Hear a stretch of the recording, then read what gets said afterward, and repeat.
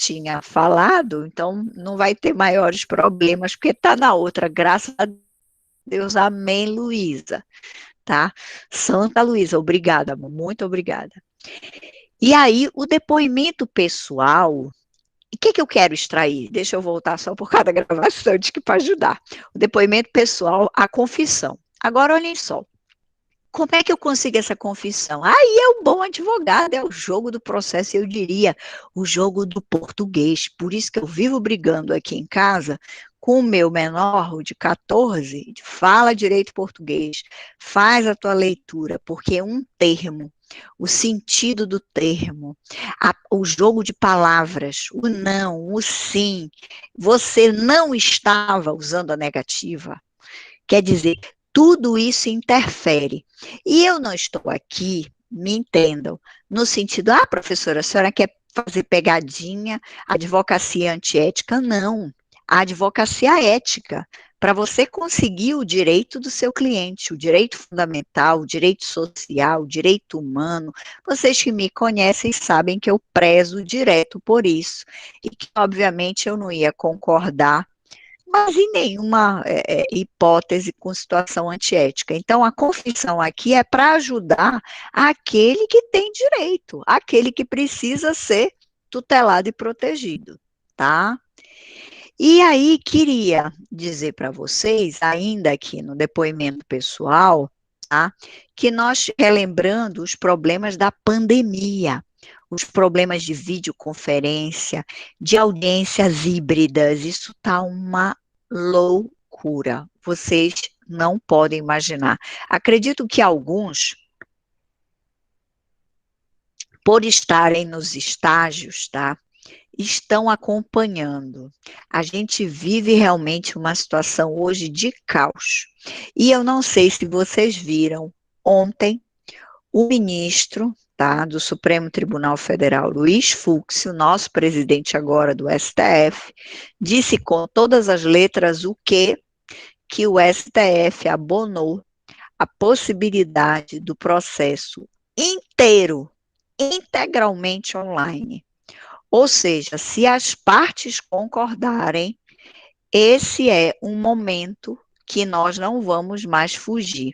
Por que eu quero dizer isso para vocês que nós não vamos mais fugir? Porque começou optativo, facultativo, dependendo do consentimento de ambas as partes. Agora, se vocês me perguntarem sinceramente o que eu acho, eu não sei se em um futuro não vão ser assim a maior parte das nossas audiências, e excepcionalmente é que elas vão ser presenciais. E ainda vou dizer uma coisa mais para vocês, em função do valor de orçamento, do quanto está caro a justiça hoje para o país. Então, acho que nós estamos em um rumo hoje extremamente delicado e imaginem, tudo digital. A possibilidade da prática de todos os atos. E aí a nossa preocupação, obviamente, é com o nosso momento de prova, que é justamente os nossos encontros aqui, hoje já o terceiro, porque como é que fica a colheita? Tudo por videoconferência, teleperícia, que a gente vai falar hoje. Então, realmente é um momento bem delicado em termos de judiciário. Aí nós avançamos, quando nós falamos, e falamos na confissão. Eu queria lembrar que a confissão, ela tem um sentido geral, generalizante, todo mundo pode confessar. Eu posso ser provocada pelas perguntas, como eu falava ainda há pouco, mas eu posso ter uma confissão espontânea, espontaneamente dizendo como foi o fato e, obviamente, a decorrência daquele fato, eu vou estar tendo um ônus, a palavra técnica é essa, um ônus, de arcar com tudo isso que eu estou relatando. Mas há casos que, mesmo que eu queira confessar, se o direito for indisponível, Se eu estiver em uma situação de litisconsórcio, eu não posso querer que a confissão da Gisele apanhe o litisconsorte Carlos, apanhe a Luísa, apanhe a Thaís, apanhe a Kilza. Claro que não. O litisconsorte, cada qual, ele é autônomo. Nós já vimos isso lá desde o litisconsórcio. Então, ele pode praticar o que ele bem entender. Como é que a gente vai imputar a um litisconsorte e dizer a ele, olha, a confissão da Gisele apanha todo mundo? Não. A autonomia dos litisconsortes. As situações apenas que quebram essa regra geral são situações, por exemplo, se eu estiver trabalhando um imóvel e os dois, o marido e a mulher, são casados no regime de comunhão universal de bens. Aí não tem jeito. A situação de um apanha do outro, porque aí é sobre o bem. E eles estão em uma comunhão que é universal, universalizante para eles. Se é comunhão parcial e é um bem adquirido após o casamento, ora, se eles fecharam uma negociação dentro de um pacto de casar, para que tudo que seja comprado após o casamento seja dos dois em regime de 50%, e aí a gente fala a palavra técnica também, meação, é o meeiro, vem de meio, metade, a meação. Se é 50% para cada um, obviamente que incidindo sobre o imóvel, eles vão discutir lá as situações também. Então, eu queria dizer para vocês que, regra geral, a confissão apanha. Agora, o como ela apanha é que a gente tem algumas exceções. Queria fincar aqui nesta palavrinha que é extremamente grave, tá? Revelia e confissão ficta.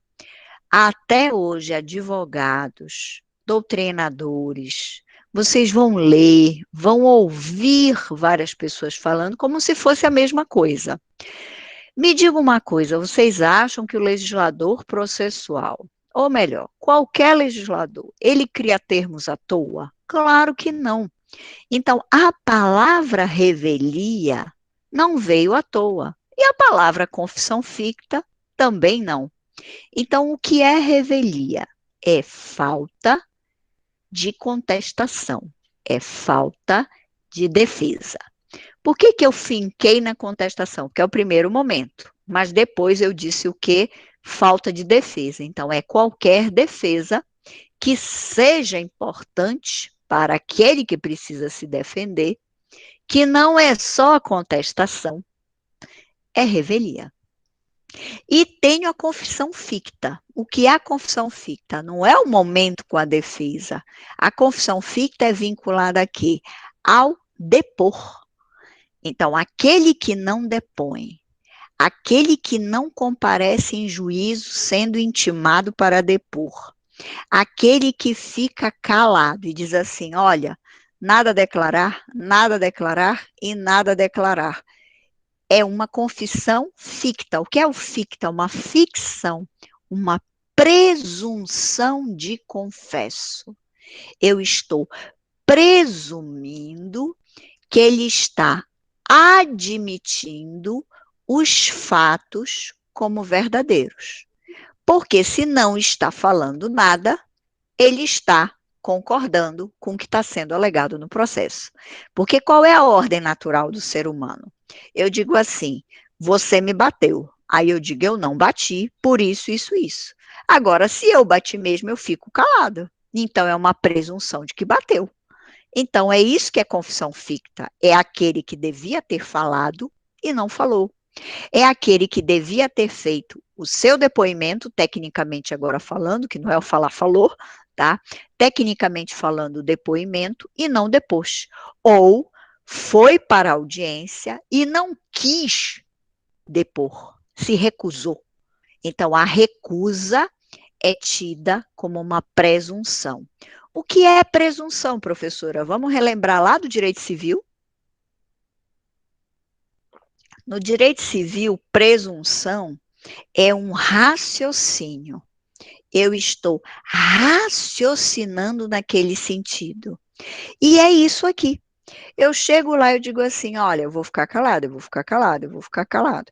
Ah, mas professora, não são aqueles casos em que a parte não pode depor, não pode, portanto, ocorrer a confissão? Lembrem-se sempre, desde os nossos primeiros encontros lá com vocês, meus queridos e queridas alunos e alunas, sempre eu disse para vocês o que, com muito carinho, toda regra tem sua exceção. Agora, qual é a regra geral? A regra geral é presunção. Agora, se eu sou uma médica e eu tenho a ética médica, se eu sou um advogado e eu tenho a ética do advogado, aí são situações de exceção. E exceção tem que ser tratada com a interpretação, a veia interpretativa restritiva. Ok? Então vejam, a regra geral, não quis depor, não compareceu, confesso, fictamente, confissão ficta. Não apresentou defesa, revel, ato do réu, ato que ele deveria ter se defendido e não se defendeu. Tudo bem, tá? Aí, continuando. Exibição de documento ou coisa. Exibir um documento e uma coisa, por que é que eu preciso exibir? Eu dei exemplos para vocês. Eu preciso exibir o documento ou a coisa porque ela está se deteriorando, porque ela está se acabando, porque daqui a pouco ela é perecível, porque eu preciso, porque é uma situação antecedente, por isso que eu coloquei aqui. Eu posso ter uma exibição antecedente e eu posso ter uma exibição incidental. O fato da vida é que vai nortear o processo. O que é que eu quero dizer? O fato da vida é que vai nortear o processo.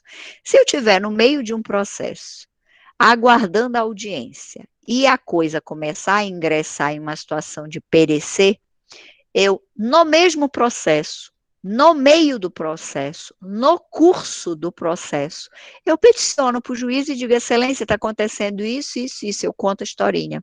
E a prova é essa, olha aqui, eu bati foto, o senhor pode ir ao local, pode mandar uma pessoa, um perito de sua confiança, então eu preciso que seja resolvido.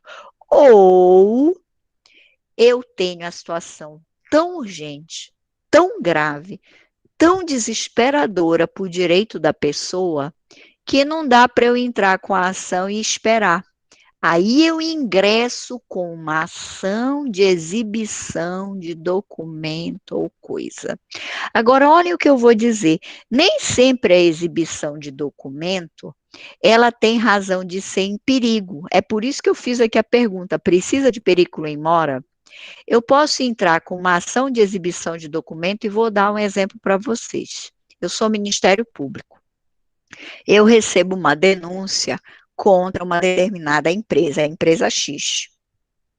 Aí o que é que eu faço? Eu sou diálogo, e se eu estou falando porque eu realmente faço isso. Eu sou diálogo, eu tento acordo, eu tento conscientizar a empresa quando ela está errada. Aí eu pego e notifico a empresa, peço uma notificação para que ela apareça na procuradoria tal dia, tal hora. Ela não aparece. Aí eu peço a segunda notificação, já não é mais para ela aparecer, para ela se defender, para ela dizer o que está acontecendo. Ela não manda a documentação e nem me responde. Ou seja, ela foi omissa no comparecimento e ela foi omissa na minha outra notificação para ela se defender ou para ela explicar o que está acontecendo. Não vem nada, absolutamente nada. Ela não vem e ela não manda documentação. Eu pergunto para vocês, o que é que eu faço com o meu inquérito civil, com a denúncia que eu recebi? Eu posso arquivar? Eu tenho condições de arquivar uma denúncia. Imaginem coisas graves de um trabalhador que está sendo uma trabalhadora que ontem até estava na televisão, situações gravíssimas de assédio sexual, de assédio moral, de fraude. Vamos colocar uma agora, bem grave. Viram um acidente triste que ocorreu no Nordeste com as prateleiras do supermercado Mateus, que caíram na trabalhadora e ela morreu. que são aqueles atacados, aqueles atacadões que as prateleiras são autonas, que precisa da empilhadeira para subir o produto. Vocês viram essa reportagem? Muito triste. Muito triste, muito triste. A Luísa, a Canandra disseram que sim, obrigada, gente. Muito triste. Aí eu, imaginem, caiu no meu colo na procuradoria. Aí eu notifico o atacadão Mateus, ele não me manda nada, nem um documento. Eu notifico para ele aparecer em audiência, ele não vem. O que é que eu faço? Eu entro com a ação direto, mas a minha prova, só a prova do acidente assim eu consigo. Então, às vezes, o membro do Ministério Público, quando a prova está muito já forte, como é o caso desse do Mateus, eu não precisaria nem de exibição de documento. Não precisaria. Eu ingressaria, nesse caso, direto com a ação, porque foi para a mídia, a funcionária, coitada, a trabalhadora, a colaboradora, morreu, tá? Então, eu nem entraria com exibição, mas tem casos, eu tive um caso que era uma denúncia de muita hora extra, muita hora extra. Aí eu pego e vou entrar com a ação. Eu digo, mas qual é o meu elemento aqui? Só o grito dos trabalhadores. Aí eu ingressei com uma exibição de documentação. Eu queria os registros do ponto eletrônico. Olhem só, para ele abrir lá e me dar os registros do ponto eletrônico, como ele estava fazendo o controle de jornada e o ônus era dele. Aí eu vou primeiro colher a prova pela ação de exibição de documento, para depois, caracterizado o dano, caracterizado a lesão, ingressar com a ação coletiva. Perceberam? Então, é uma técnica que vocês têm na mão e que vocês podem pedir. Agora, eu, Gisele, como professora, tenho a obrigação de dizer a vocês que essas ações antecedentes vocês devem evitar, porque o cliente de vocês vai pagar duas ações. Olhem só, eu tenho que pensar que vocês vão ser advogados privados, não como eu, que eu sou Ministério Público e eu não pago custas, eu não pago esse preparo do processo, essas despesas do processo, porque eu sou órgão público. Eu tenho que pensar vocês amanhã, com o João, com o Antônio, com a Maria, seja lá quem for, tá? Então, isso não é econômico. Então, hoje, o próprio CPC, quando a gente estudou as tutelas provisórias, o que é que a gente teve ali como lição, como um formato para a vida profissional da gente? Que a gente tem que pedir tudo já no bojo da ação. Então, entrem com a ação e vão pedir, já tem indício para o juiz, já tem presunção de que ele está errado, ele que exibe em juízo, aí eu peço incidentalmente, para não ter confusão de dois processos, duas despesas, dois problemas, dois arquivos eletrônicos hoje no PJE, viram como fica tudo mais fácil, um só processo. Mas, professora, o caso do meu cliente, uma sexta-feira, um sábado de manhã, o que é que eu disse? Toda regra tem sua exceção. Em havendo nesse, eu já tive situações prementes na procuradoria, de ter que ingressar com uma ação antecedente mesmo. Mas hoje eu evito, se vocês perguntarem, tu evitas quanto? 99,9%. Só se for aquela urgência, UTI mesmo, aí eu vou, no perigo, tá? E aí, eu estou vendo aqui que vocês estão fazendo algumas perguntinhas no chat. Mateus fez a pergunta: se ele foi citado, continua-se com o ato sem a presença do réu? Claro que sim, ele é réu. Preste atenção, Mateus, a citação o que que é?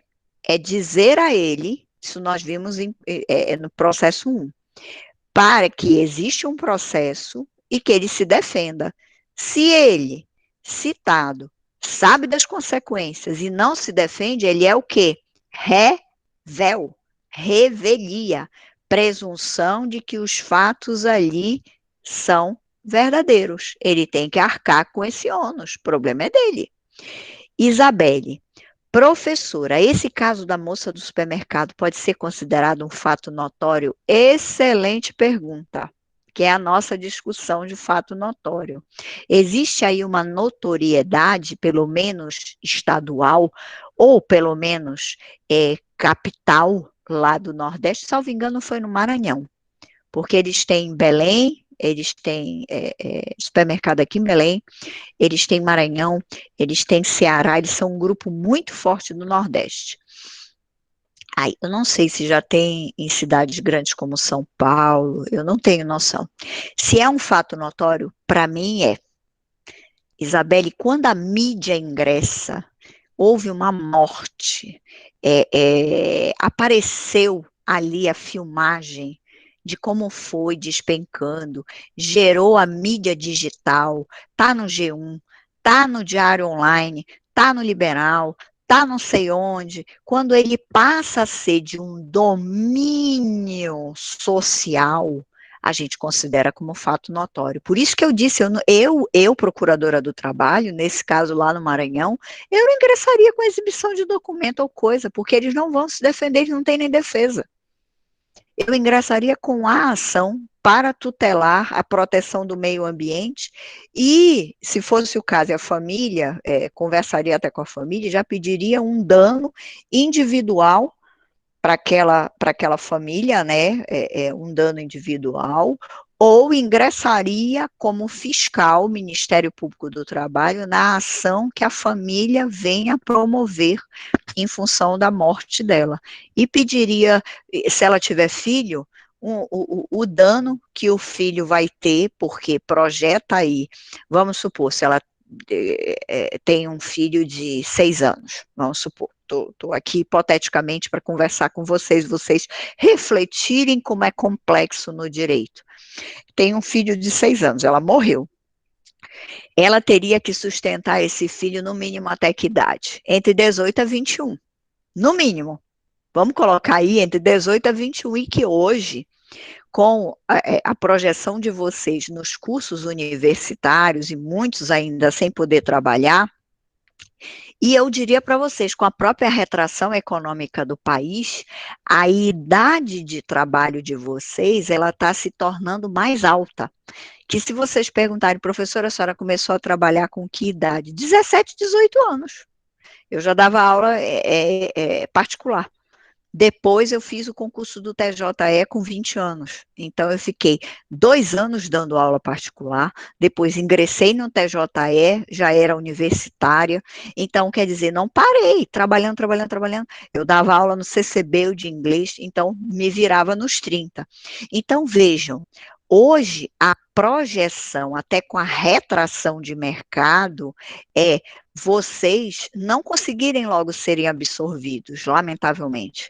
Então, é tipo assim, vocês vão conseguir trabalhar quando? Formado, lá com 24.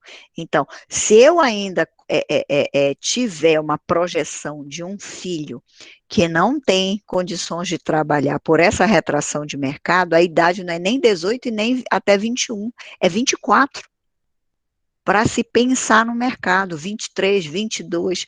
Então, veja, ela tem se estendido, tanto é que vários alunos recém-formados ainda tentam uma especialização, um mestrado. Por quê? Porque o mercado cada vez mais pede um mestrado. Por exemplo, professora, eu quero ser igual a senhora, professora, mas eu quero ser só professora. Perfeito, vocês não vão entrar em faculdade nenhuma, se não tiverem, no mínimo, uma especialização em um mestrado. Quer dizer, eu ainda vou ter que me formar. Se eu quiser ser só professor ou professora, eu vou ter que me especializar para poder colocar minha cara no mercado. Então, vejam, antes não era assim. A gente conseguia fazer um concurso para professor, ou uma prova de seleção numa faculdade privada, só com a formatura, um currículo bacana, né, um trabalho de conclusão que tenha sido laureado, a gente tinha um mercado mais aberto. Hoje não. Você está concorrendo, às vezes, aqui em um concurso para professor, o cara já é até doutor. Isso não é para assustar vocês, porque quem é bom vai lá mesmo só com mestrado, prova didática, ainda tira em primeiro lugar, tá? Acima do doutor.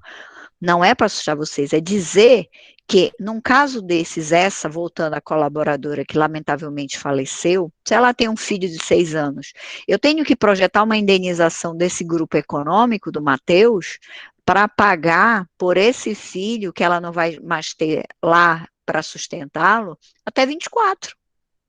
Eu faria a projeção já direto de cara até 24, com todas essas circunstâncias que agravam hoje de mercado.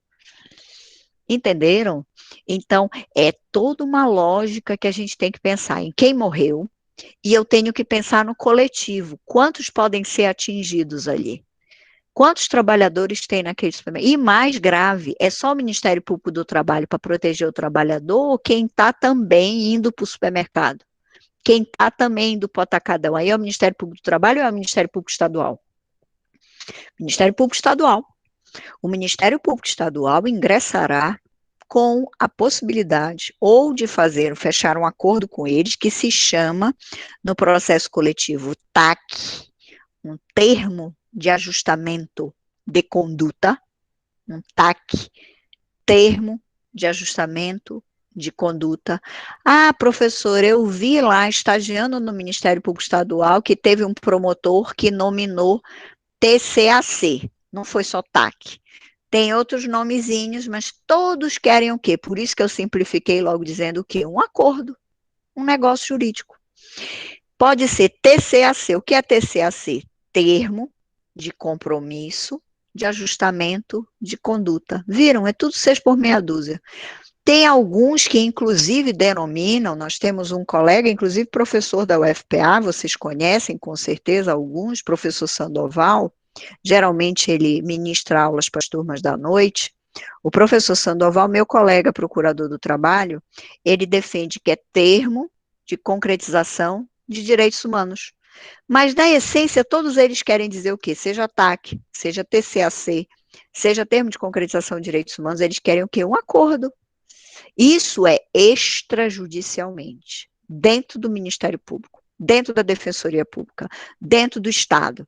Que lembrem-se, o acordo, o TAC, ele não é firmado só, apenas pelo Ministério Público. Eu posso ser dentro da Defensoria Pública. Eu acabei de terminar acabei de terminar, é ótimo, né?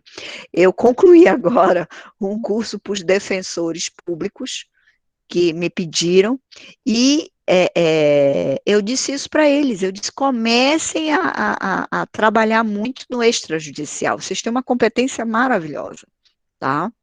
Uma competência social, uma competência do vulnerável, é muito linda a atribuição da Defensoria Pública. Então, vejam, tudo isso para dizer que pode ser extrajudicial ou pode ser judicial, mas tem hora que a gente está com empresas, conglomerados econômicos, que não tem acordo para nada. Por mais que você seja diálogo, vocês me conhecem, eu notifico, não vem nada. Eu notifico, não vem nada. Aí eu tenho que ir para o pesado. Pode ser sobre um terceiro? Eu acho que alguém perguntou isso no chat. Claro que pode. A Camila. Aí ela pergunta: e se o documento estiver com o terceiro? Tenho que entrar com uma nova ação contra o terceiro? Não, você pede no mesmo processo. Olha só, Camila, e todos e todas. O processo é Gisele, acho que eu vou pegar o Carlos, contra o Carlos, tá? Acho que o Carlos está na Berlinda, acho que depois eu mudo para o Pedro. Acho que o processo, Gisele contra Carlos. Mas o documento está com Pedro. Acho que já tirei do Carlos a bola, tá? Naquele processinho, Gisele e Carlos, eu digo assim, eu quero o documento contra o Carlos. Aí o Carlos vem na defesa dele, olha o jogo do processo e diz assim, o documento não está comigo, o documento está com Pedro, que é o terceiro. Ou seja, a petição inicial não é contra Pedro, é contra Carlos, que é o réu. Mas Carlos, na defesa, o que é que faz? Diz que o documento está com quem? Com Pedro. O juiz, olhem aí no esquema, eu coloquei exibição por terceiro. Ele determina que Pedro exibe em juízo. E como? Citando Pedro. E se o juiz entender que existe relação jurídica do Carlos com o Pedro, o que é que pode acontecer contra o Pedro? O Pedro ficar neste processo depois como litis consorte. Então, Gisele, autora, pensou que o processo era só Gisele e Carlos. Mas com a defesa de Carlos, apareceu Pedro, que citado por ser terceiro, respondendo sua pergunta, Camila, não precisa então de outra ação, Pedro passa a integrar o processo. Como, professora? Lembrem-se de processo 1, como outra parte, litisconsorte. Consorte de quem? Do Carlos. Litisconsorte o quê? Passivo. Isso é muito comum em obra. Quando a gente tem o quê? Terceirização. A construtora, pense aí em grandes construtoras, a OAS, para não falar em construtora local, para não ser antiética, mas vamos colocar construtoras nacionais e internacionais. A OAS é processada pela Gisele. Olha, a OAS não me entregou a minha sala no shopping tal, porque a OAS constrói shopping. A OAS não entregou minha sala lá, tal. Aí a OAS diz assim, espera lá, a documentação e a relação jurídica está com Andrade Gutierrez. Por quê? Eu terceirizei parte da obra, ou seja, terceirizei, colocou um terceiro, por isso terceirização. Eu, OAS, fiz um contrato com a Andrade Gutierrez, que é outra gigante, que tem projeção nacional e internacional, olha os escândalos das operações. A Andrade Gutierrez, e ela fez o resto da obra. Isso é muito comum, tá? Aí Andrade Gutierrez pode vir em juízo citada como ré e dizer assim, tá, eu tenho parte da documentação, mas eu também fiz um contrato com a, sei lá, agora com quem? Com a Camargo Corrêa. Coloquei 3 gigantes com a Camargo Corrêa. Aí o juiz vai ter que fazer o quê? Olha aí, de terceirização virou o quê? Quarteirização. Se vocês baterem esse termo na internet, tem. O direito do trabalho estuda esse fenômeno. A quarteirização. Tem situações que tem até quinteirização. Aparece o quinto. Então, eu posso ter o terceiro, eu posso ter o quarto, eu posso ter o quinto. O juiz vai determinando o quê? A citação, para ele entender o fato complexo. Isso é a modernidade hoje, tá, meus caros? Isso é a modernidade. Ah, professora, a senhora falou só de obra, então é só em obra. Claro que não. Vamos pensar em outro exemplo? Consumo. Às vezes o consumidor, aí vai o primeiro fornecedor, vai o segundo fornecedor, vai o terceiro, para chegar verdadeiramente em quem a gente quer, tá? Então, hoje é fato da vida, tá tudo complexo. Vamos lá, prova documental. Prova documental, qual é a força do documento? O documento, ele é público, ele tem uma fé pública, ele tem uma força erga omnes, é o artigo 405, e eu tenho o documento particular, que ele só prova perante aqueles que assinaram, porque diz respeito a quem? A eles, é inter partes. Então, a presunção de verdade é em quem assina. Se os dois assinaram, os dois. Se é só um que assina, é um. Se são 5, 5. Se são 10, 10. Ok? Então, o documento é público quando ele tem uma relação com o oficial público. Pode ser um notário, pode ser um tabelião, pode ser o cartorário, direto no tribunal. Então, esse documento ele se torna público. E nós temos o documento particular, que aí ele diz respeito interpartes a quem assinou. Como é a autenticidade? Ora, se eu já tenho um documento público, é óbvio que ele já está portador de fé pública. E a autenticidade do privado? Como é que fica? O privado precisa ser sempre autenticado? Ou o privado hoje, nós advogados, nós vamos presumir que nós seremos advogados? Regra, éticos ou antiéticos? Éticos. Ah, professora, mas a maior parte da carreira é antieticamente, acontece isso. Meus caros, se a gente começar com esses raciocínios fatalistas, estamos no curso errado. Não façam direito. Se a gente não tiver confiança mínima no direito, nas instituições, então não adianta mais nada. Vamos por outra profissão. E mesmo outra profissão, a gente vai ter que lidar com direito. Então, vejam, o que é que imaginou o legislador? Ficar o advogado tirando cópia de documento ou documento particular e entender que ele não tem fé pública, que ele não tem uma fé, pelo menos, publicizada. Eu sou advogada, eu sou Ministério Público, eu tenho que levar para um tabelião ou eu posso dizer que aquela cópia, que aquele documento que eu estou juntando para o juiz, eu assumo a responsabilidade e digo que ele é verdadeiro. Vejam, a gente tem que estar em um palco de responsabilidades. Então, cabe.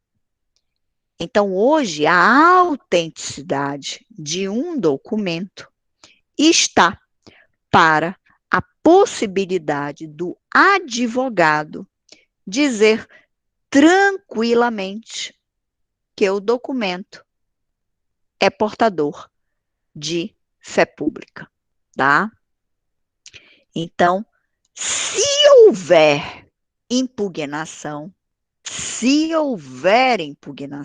da outra parte, quem é que vai ter o ônus de prova? Quem está impugnando. Quem é que vai ter que ter a carga da prova, o peso da prova? Quem está impugnando. Então, é o outro lado. Que aí ele vai ter que dizer no que é que o documento não tem a força da autenticidade, no que é que ele não é autêntico. Tudo bem? Então, hoje, trabalhar com documento, o profissional tem responsabilidade, o tabelião tem responsabilidade. Quando eu disse o profissional, o advogado, Ministério Público, Defensoria Pública, o advogado público. Imaginem que eu fui de uma época que não se tinha a confiança no advogado como regra. Olha o absurdo. Imagina isso, Brasil inteiro. Não se tinha confiança no Ministério Público, não se tinha confiança na Defensoria Pública, não se tinha confiança em ninguém. Então, o que é que todo mundo tinha que fazer? A gente tinha que levar para o cartorário autenticar, para o cartorário colocar a assinatura dele, o carimbo dele. Já imaginaram o caos que eram os cartórios? A gente fazia fila em cartório para poder gerar o sentido de uma autenticidade, para ser considerado autêntico. Isso acabou. Hoje cada um tem que, todo mundo é grandinho. Então, todo mundo, obviamente, tem responsabilidade. Vai escrever, olha, eu declaro que todos os documentos juntados aqui nessa petição e são verdadeiros. E ponto.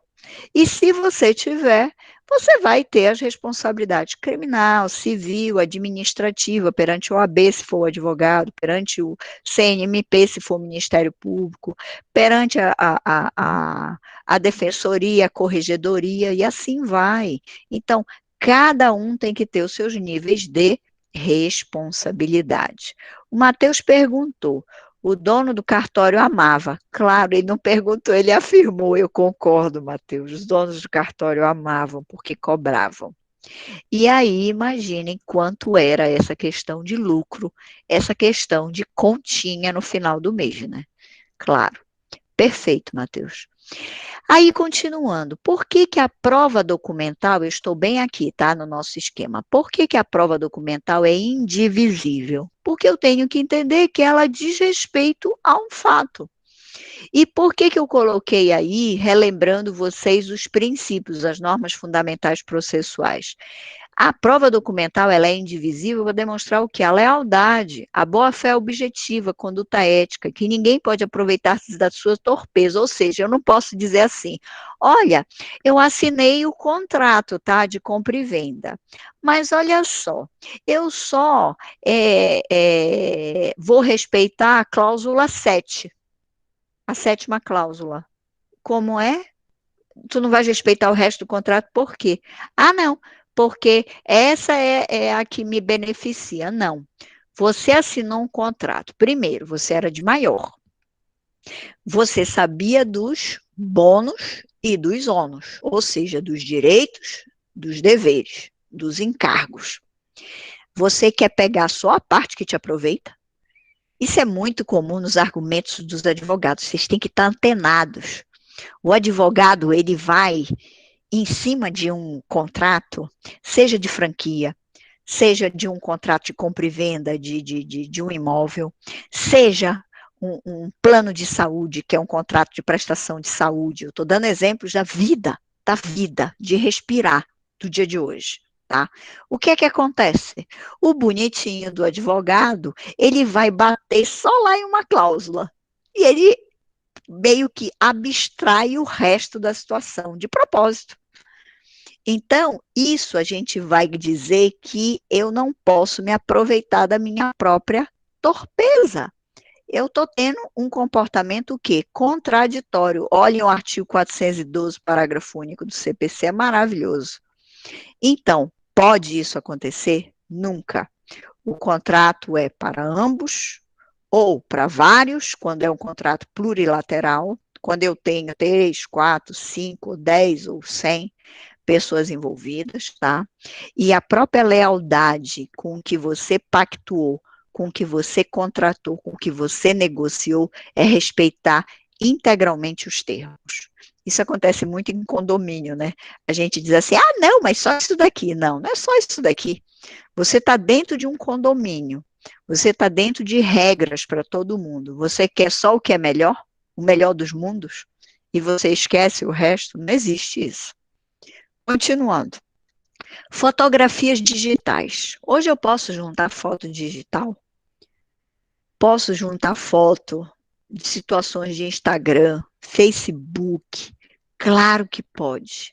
Hoje o CPC, ele se modernizou e ele admite qualquer meio de prova, inclusive fotografias digitais. Por que é que eu coloquei tudo isso? Porque hoje tem que ser assim. O que vigora no 369 do CPC é o princípio da atipicidade, é a regra da atipicidade. Então, claro que cabe qualquer situação de prova, inclusive a fotografia digital. Coloquei para vocês também aqui uma regra de ouro, tá? Que é uma regra geral, que é a presunção do documento verdadeiro e autêntico.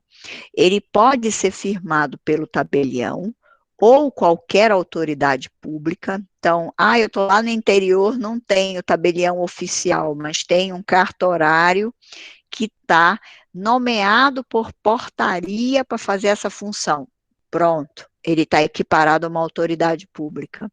Eu posso, professora, ir, inclusive no judiciário, quando não tiver o tabelião no local? Sim, é por isso que está aí ou autoridade pública.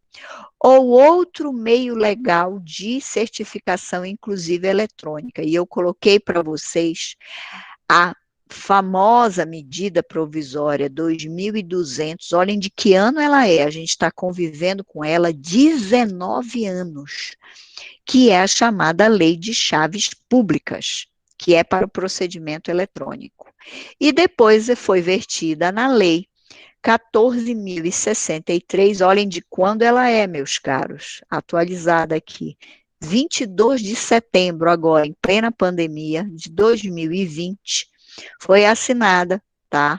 Foi confirmada, melhor dizendo, por Sua Excelência o Presidente da República, não vetou, onde nós temos lá o uso de assinaturas eletrônicas com entes públicos, pessoas jurídicas. Então, hoje, por exemplo, vocês querem fazer uma denúncia na Procuradoria, a gente recebe eletronicamente. Vocês já são advogados, vai estar lá a assinatura eletrônica de vocês não precisam ir na procuradoria. Não tem necessidade nenhuma. E a parte que vai ter um computador lá, no nosso setor de denúncia, não, tem dois. No setor de denúncias, ela pode fazer eletronicamente, inclusive preservar o sigilo fazendo a denúncia, tá? Agora, quando vai um profissional, o uso da assinatura eletrônica. Então, isso hoje é pacífico, tá? Ônus de prova. Como é que fica? Ah, mas a assinatura é falsa. Ah, mas a certificação eletrônica está vencida. Ah, mas não sei o quê. Ah, mas não sei mais o quê. Perfeito. O ônus é de quem? De quem alega o falso, de quem alega o problema. Por quê? É mudar uma cultura no país. Que cultura é essa para se mudar? O sentido de que o falso, olhem a próxima lâmina, o sentido de que o momento arguido do falso é exceção. E aí eu pergunto para vocês, ainda são novos, mas já estão começando a vida e estão nos estágios e leem um processo ou outro, das próprias histórias na internet. A regra é a falsidade? Seja falsidade documental ou falsidade ideológica, que vocês já estudaram no direito penal? Professora, por processo civil, já fiquei com uma dúvida. Eu tenho que classificar o crime do falso? Eu tenho que dizer se é falsidade documental ou falsidade ideológica? Não. Para o Código de Processo Civil, para a Lei Processual Civil, que está vinculada ao direito civil, para o próprio direito do trabalho, nós não temos essa obrigatoriedade de tipificação do direito penal. Claro, se vocês quiserem algo a mais, é um qualificador, mas dizer assim, o juiz pode não aceitar porque eu coloquei errado, eu coloquei falsidade ideológica, era falsidade documental, o juiz que errou porque o juiz não entendeu que era falsidade ideológica, que era. Tanto faz como tanto fez, isso é 6 por meia dúzia. O processo civil que interessa é o falso. E o falso pode vir de qualquer jeito. Seja a assinatura, seja o documento inteiro, seja parte do documento, é isso que interessa para o processo civil.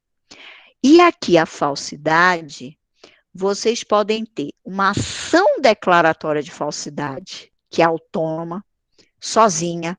Aí vem aquilo que eu falei ainda há pouco no início hoje. Eu vou ter duas ações. Eu vou entrar primeiro com uma ação declaratória de falsidade e depois entrar com outra ação. Ou eu já peço na mesma ação o falso. Eu já faço a petição inicial dizendo que o documento apresentado é falso. E aí que o réu vem a juízo dizer que não é falso. Percebam, o que é mais econômico? Você pedir já na sua própria ação a questão do falso, ou você ingressar com uma ação declaratória de falsidade. Mas, professora, o código, a senhora mesma colocou aí o artigo 19, claro, o artigo 19 está deslocado do capítulo de provas. O artigo 19 eu pulei com vocês de propósito lá na teoria geral do processo, lá no processo 1. Por quê? Porque o momento era agora. Então, existe a possibilidade de entrar com uma ação principal só declaratória de falsidade. E por que o legislador deixou lá? Porque às vezes ela é útil. Simplesmente por isso. Às vezes eu posso querer estrategicamente ingressar primeiro com ação declaratória de falsidade, até para tentar um acordo. Não sei. Às vezes é para apresentar perante o órgão público. Então, eu posso precisar, sim, de uma ação declaratória de falsidade. E o que o CPC quis dizer no artigo 430, que é o incidente de falsidade, é, no capítulo das provas, o que é o melhor dos mundos, dentro do seu processo, no mesmo processo, que era aquela preocupação que a Camila fez a pergunta, então eu não vou precisar entrar com outro processo, eu vou pedir no mesmo processo. Como eu peço, professora? Simples petição. Excelência, vem perante Vossa Excelência requerer a declaração de falsidade do documento juntado pelo réu por isso, isso e isso, eu apresento essa prova. Agora, lembrem-se, qual é o ônus de prova? Quem faz a arguição do falso atrai para si. Então, se vocês estão arguindo a falsidade do documento juntado pelo réu ou do documento juntado pelo autor, vocês atraem, é a visa atrativa, vocês atraem o elemento do falso. Tudo bem, tá? Qual é o momento da falsidade? Eu vou até abrir aqui o artigo 430 para ler para vocês, que eu estou aqui com o código aberto. O artigo 430 diz, ela deve ser suscitada na contestação, ou seja, pelo réu, quando o autor na petição inicial juntou algum documento falso. Qual é o primeiro momento do réu falar nos autos? Contestação. Então, ele vai arguir o falso na contestação, incidentalmente. Na réplica, quem é que argue na réplica? O autor, ou no prazo de 15 dias contados da intimação do documento. Então, são 3 momentos. Se o autor juntou o falso, o réu vai arguir a falsidade em que momento? Na contestação. Se o réu que juntou com a contestação o falso, qual é o momento para o autor? Na réplica. Logo depois, quando ele for falar sobre a contestação que a gente já estudou. E se for juntado a qualquer momento, o juiz vai ter que instalar contraditório, aí eu vou fazer a arguição do falso. Tudo bem? Então, a falsidade, o documento pode ser por parte do autor, por parte do réu, ou seja, pode ser por qualquer parte no processo. Tudo bem? Tá? Continuando. Abelhe. Professora, então sempre quem alega falsidade tem o ônus? Sim, porque qual é a regra geral? É a presunção de que o documento é verdadeiro, que nós estamos com profissionais éticos dentro do processo, que nós estamos com uma situação onde se presume que o que está sendo afirmado, que o que está sendo sustentado é verdade. Eu vou escrever aqui no chat a afirmação verdadeira, porque o Brasil adotou a teoria da asserção, de os fatos afirmados presumem-se que sejam verdadeiros. Se eu digo que não, eu estou atraindo o fato impeditivo, modificativo ou extintivo do direito do autor. E se é o elemento do falso, eu tenho que apresentar a prova. Professora, mas existe alguma hipótese na pergunta da Isabelle onde eu não consiga provar? Claro, existem as chamadas, o que é que eu falei da teoria geral da prova? A prova impossível. Quando nenhum documento está comigo, aí eu digo excelência, a gente vai conseguir provar que é falso quando o senhor apreender o livro comercial da empresa. O livro comercial eu tenho acesso? Eu tenho acesso ao livro comercial do líder? Eu tenho acesso ao ajuste contábil do líder? Dando um exemplo, eu tenho acesso aos livros, a todas as situações registradas contábeis das lojas do shopping Boulevard? Se eu tiver em briga com alguma loja do Boulevard? Vejam, porque aí eu sou vulnerável, eu sou consumidora, eu sou usuária do serviço, eu não tenho nem acesso à prova. Esse é o único caso, Isabelle, onde a gente pode arguir o falso e vai pedir para o juiz que ele determine o que é a inversão do ônus de prova que a gente já estudou. Então, qual é a regra? Quem argue o falso, prova. Quando é que eu não vou conseguir provar? Quando eu não tenho acesso. Então, eu sou vulnerável. Tudo bem? Aí é a inversão do ônus de prova. Quem vai determinar? Juiz. A declaração de falsidade faz coisa julgada, isso eu vou ler para vocês também. Isso é muito importante. Se eu ingressar com uma ação declaratória de falsidade, lá do artigo 19, vai ficar no dispositivo. Se eu pedir incidentalmente, depende. Eu não vou conseguir esgotar isso hoje, porque vocês ainda não estudaram coisa julgada, mas eu quero deixar aqui uma primeira mensagem. Qual é a mensagem? De que haverá coisa julgada no que é pedido, no que é postulado. Se for alguma declaração, alguma coisa que é meramente obter dictum, eu vou escrever aqui, obter obter dictum. O que é obter dictum? Que não faz parte do caminho principal, que está ao lado, não transita em julgado. Este termo do latim é utilizado direto pelo Supremo Tribunal Federal e hoje nos votos dos ministros também do STJ, dos tribunais de modo geral. Tá? Por que eu mencionei o Supremo? Porque é o Supremo que começou. O que é o obter dictum? É o que está ao lado, é o que não é essência, o que não é principal. O que não é principal está lá como passagem nos fundamentos, isso não transita em julgado. Agora, se eu pedir a declaração do falso, aí transita em julgado. Aí faz coisa julgada. Se eu não pedir, então vocês têm que avaliar. Eu sou advogado do autor. O réu apresentou um documento falso. O que é que eu quero? Eu vou pedir o falso, porque eu quero que transite em julgado a meu favor. Agora, eu sou réu. Eu faço a arguição do falso, mas eu também tenho culpa no cartório. Cuidado, aí é o jogo do processo. A gente vai ter que saber o que vai pedir e o que não vai pedir. Se eu pedir, transita em julgado. É o artigo 433, tá? Produção da prova documental. Vou apagar aqui o obter dictum, porque depois eu vou falar para vocês em sentença, não se preocupem. Produção da prova documental. Como é que produz a prova documental? O autor não fez a petição inicial, tem que juntar documento. O réu não fez a sua defesa, contestação, tem que juntar documento. Na réplica, se houver o rebate por parte do autor, se precisar juntar mais algum documento, por causa da defesa do réu, junta documento. Então, veja, é o jogo do processo, a produção da prova documental. O que eu quero perguntar para vocês sobre documento é o seguinte: o documento preclui, ou seja, eu esqueci de juntar com a petição inicial, esqueci, preclui, perdi o prazo, não vou mais juntar o documento, posso juntar o documento, o juiz vai valorar sobre o documento.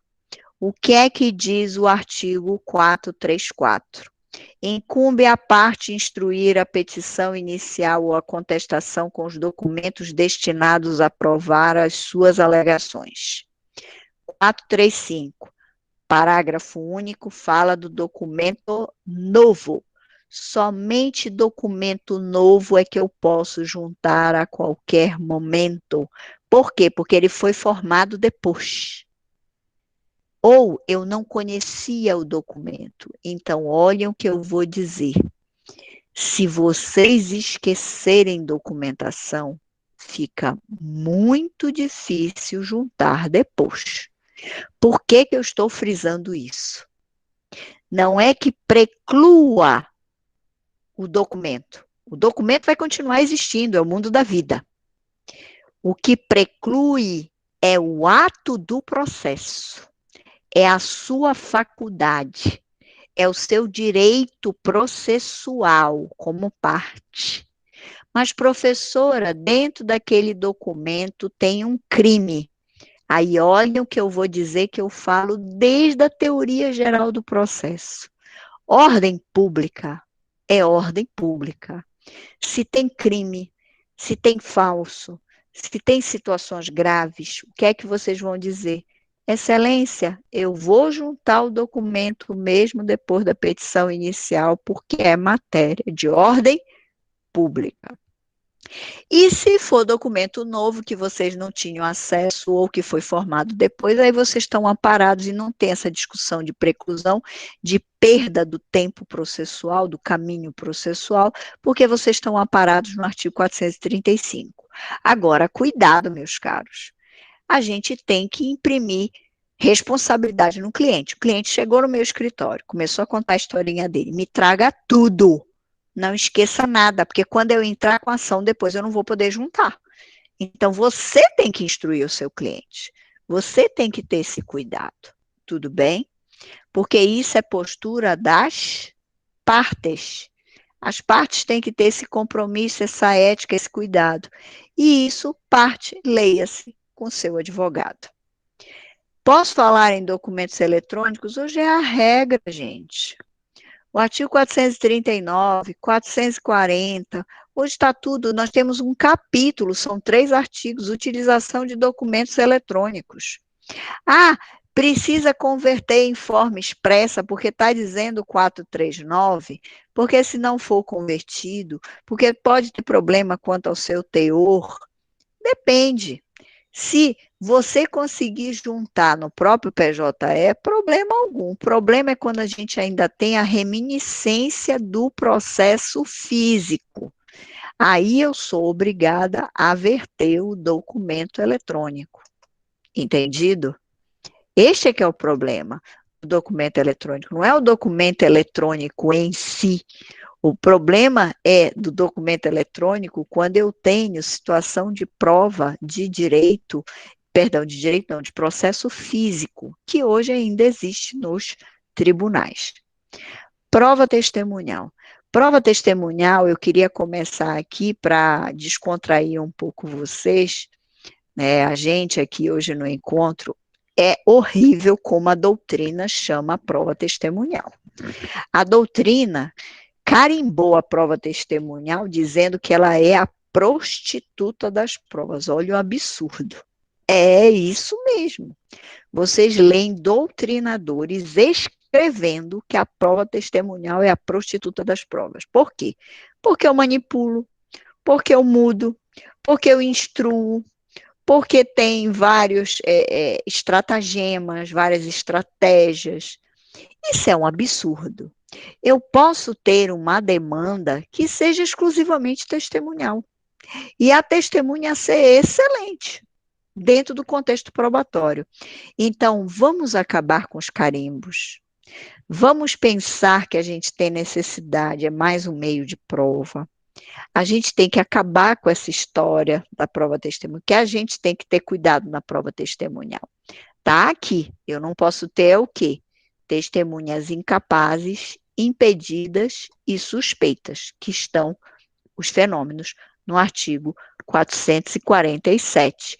E não esqueçam, estudar prova, eu tenho que estudar também quem? O Código Civil. O Código Civil interpreta o processo nesta matéria.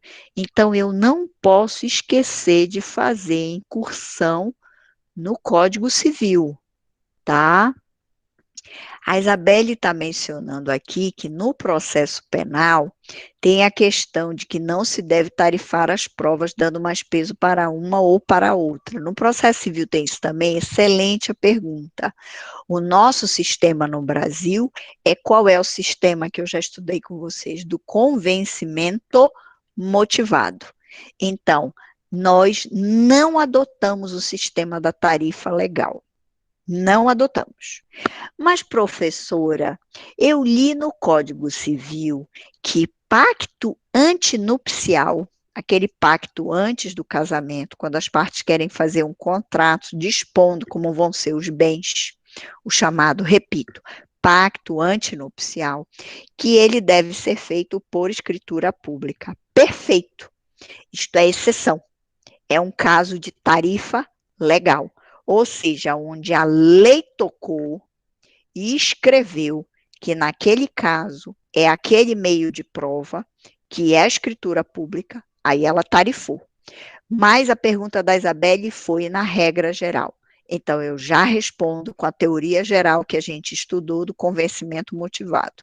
Não existe tarifa legal. Professora, exceções. Exceção é tratada como exceção, que é o caso do pacto antinupcial. Tudo bem? E mesma coisa o artigo 444, que combinado com 227 do Código Civil, o 444 diz especificamente, nos casos em que a lei exige a prova escrita da obrigação, só se admite a prova testemunhal quando houver começo de prova por escrito. Sabem onde isso acontece, o artigo 444? Na questão previdenciária. Eu quero provar que eu trabalhei dos anos de 2010 a 2015 na fazenda tal. Ah, não tem. O fazendeiro não registrou a carteira de trabalho. Mas espera lá, o que é que diz o 444 combinado com 227, parágrafo único? Como é que eu vou provar esses 5 anos que eu trabalhei na fazenda, esse início de prova escrita previdenciária? Professora, na Previdência Social, determina-se na lei previdenciária que tem que ter um início de prova escrita? Sim, é por isso que é o meu exemplo. Sim. Por quê? Por causa da corrupção no Brasil, por causa dos absurdos, porque todo mundo quer se aposentar dizendo que trabalhou na empresa do amigo, do tio, do pai, da mãe. Ah, mas meu pai não me registrou. Ah, mas meu tio não me registrou. Ah, porque o meu amigo não me registrou. Ah, porque aquela pessoa não me registrou. Aí todo mundo consegue aposentadoria. Por isso que a lei previdenciária estabeleceu que tem que ter um início de prova por escrito. É um belo exemplo. E aí pode ter a prova testemunhal? Pode, se tiver a prova por escrito. Aí, nesse caso, Isa, nós temos também uma tarifa legal. É exceção? Exceção. Em função de quê? Via de regra, por conta do direito previdenciário, que determina esse início de prova por escrito. Tudo bem? Então, o nosso sistema é do convencimento motivado.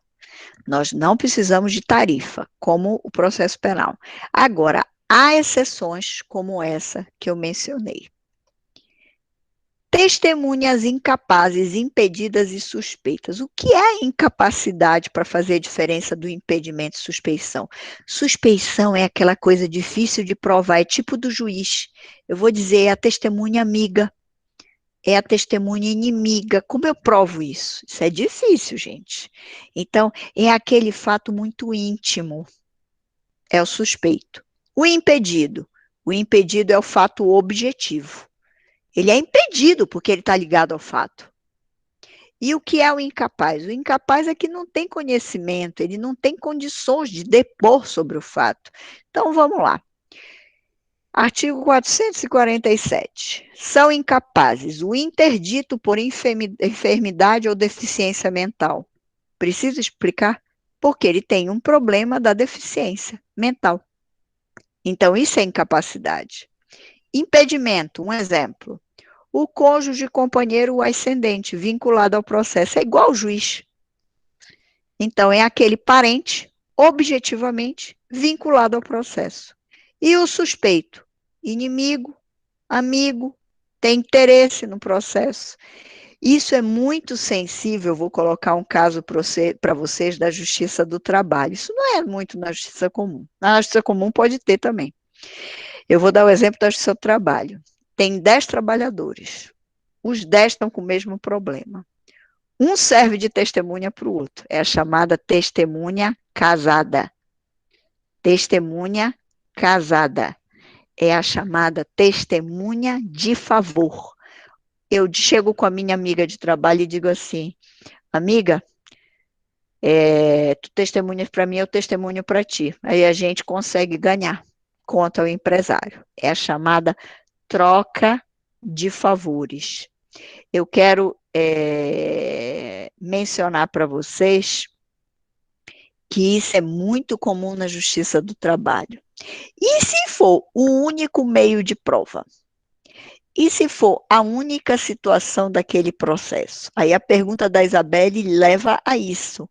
Como valorar, como pensar, como decidir essa causa como juiz? Difícil, né, gente? E aí eu estou procurando aqui, no próprio TST, nós temos uma súmula sobre o assunto dessa testemunha casada, tá? Estou procurando aqui, porque é tanta da súmula, é 400 alguma coisa. Eu vou já achar para vocês, mas aí eu vou falando. Aí, olhem só, nós temos, então, essa discussão de valor da prova testemunhal. Por isso que os doutrinadores vêm com aquela palavra horrorosa de ser a prostituta das provas, ou seja, a prova mais frágil, a prova mais sem credibilidade, a prova mais, eu diria assim, até tristonha, porque aí se entende que ela não tem força, que ela não pode ter crédito. Mas aí eu pergunto para vocês, e aí vamos juntos. Se for a única testemunha, se for o único meio de prova, como o juiz deve valorar? Ele deve valorar dentro dos princípios, dentro da razoabilidade, da proporção. Por exemplo, vem uma testemunha e diz assim: Ah, doutor, olha, ele trabalhava de 8 às 12, ele ficava almoçando de 12 a 12h15. 12h15 ele voltava a trabalhar e trabalhava até meia-noite. Vocês conseguem acreditar que uma pessoa organicamente, professora, mas pode acontecer, mas será que isso prolongado por 6 meses? Uma coisa é eu dizer assim, olha, ele ficou uma semana trabalhando, porque todos nós, eu já cheguei a trabalhar em um regime pesado desses. Ou trabalhou até 2 horas da manhã durante um ano. Quer dizer, veja, é aquela dose de razoabilidade do próprio fato da vida. Então, a gente fica, será que existe? Será que pode acontecer? Então, o juiz pode até chegar a o quê? A um arbitramento. Repito, ele pode chegar a um arbitramento. O que é esse arbitramento? Ele arbitrar, tá? Valorar e entender um meio termo da quantidade das horas extras. Dizer assim, aqui o razoável seria no máximo 3 horas extras, por causa do tipo de trabalho. Imaginem se for um trabalho em caldeira, com o agente calor. Ninguém consegue ficar mais de não sei quanto tempo dentro da caldeira. Aí vai ter que ver a norma. Dentro de uma embarcação, vai ter que ver a norma portuária. Dentro de um shopping center, o shopping fecha, tem um segurança passando pelas lojas. Então, veja, pelo conjunto probatório, e não havendo conjunto probatório naquele processo, ainda que haja apenas uma testemunha, o juiz vai valorar, e não significa dizer que a preocupação do Mateus, mas se o réu citado não vem, ele é revel. A presunção não significa dizer que se o autor pedir 10 milhões de reais, o juiz é obrigado a dar 10 milhões de reais, porque o réu é revel. Me entendam. Se o réu não se defende, só tem uma testemunha. A testemunha não tem tanta credibilidade. Como é que fica? Não significa dizer que porque a parte pediu 100 milhões de reais, aí ela vai ganhar 100 milhões de reais. Porque não é razoável. Então, o juiz vai ponderar, e se ele não conseguir alcançar essa média, até usando presunção máxima de experiência que a gente já estudou, aí nem fato notório, que a própria Isabelle mencionou, o que é que ele vai fazer o juiz? Julgar improcedente. Então vejam, quais são as regrinhas de bolsa e de ouro? Conjunto probatório. Qual é o melhor processo? Que tenha um conjunto de provas. Pergunta, tem hierarquia entre as provas? Resposta, Gisele, não. A melhor prova é a perita. Não existe isso. Não existe isso. Acabem com isso. Não tem essa tarifa. É conjunto de provas. O juiz tem que avaliar com conjunto probatório. Professor, o meu processo eu não consegui o conjunto probatório. Beleza. Está só com uma testemunha? Leve essa testemunha. O juiz ouviu a testemunha. Um depoimento frágil. Perfeito. Ele vai analisar aí já com que não tem mais meio de prova. Com raciocínio de indícios, presunções, máximas de experiência, fatos notórios, confissão se houve, com depoimento da parte. Aí ele vai decidir se é frágil a tal ponto que ele deve julgar improcedente, ou se, apesar de frágil, ele julga procedente com essas motivações de presunção, indício, máxima de experiência, fato notório, lá, tá? Analogia, que eu estou esquecendo e não posso esquecer, costumes, princípios gerais do direito, analogia, eu dei o gritinho aqui para acordar vocês aí, por que analogia? Porque a analogia é a identidade de precedentes, é o sistema de common law. Vamos lembrar Suits, How to Get Away with Murder. Como é o precedente? Eu vou buscar lá um fato idêntico, os advogados vão para aquelas bibliotecas lindas e maravilhosas no exterior, aí pega aquele precedente e diz, pronto, eu achei o caso do fulano versus o fulano que me ajuda no meu processo. E aí você pode utilizar a ratio, a razão de ser do aquele precedente, identificando com aquele processo. E aí julgar de modo favorável. Agora, se eu não tiver nenhum elemento desse, o que é que faz o juiz com a fragilidade, ainda que sendo uma testemunha, improcedente. Entendido? Então, testemunha incapaz, impedida e suspeita, não vou poder falar em depoimento livre, tá? Agora, eu quero fazer uma leiturinha aqui para vocês de um caso muito importante, que é o parágrafo 5º. Eita, eu não destaquei aqui, tem que destacar. Vou já destacar aqui para vocês. O artigo 447, que é justamente o que eu estou aqui abordando, e vou colocar para vocês aqui, para gravar. Parágrafo 5º do próprio artigo 447, olha o que eu vou ler. Os depoimentos de uma testemunha incapaz. Não, perdão, incapaz não.